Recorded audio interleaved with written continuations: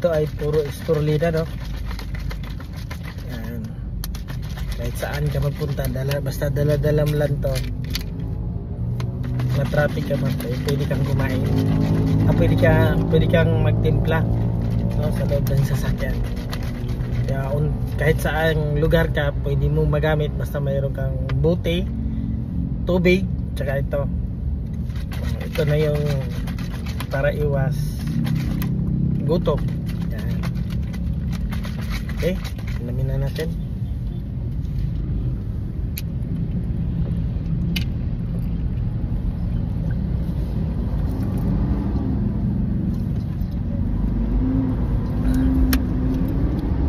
Sarap.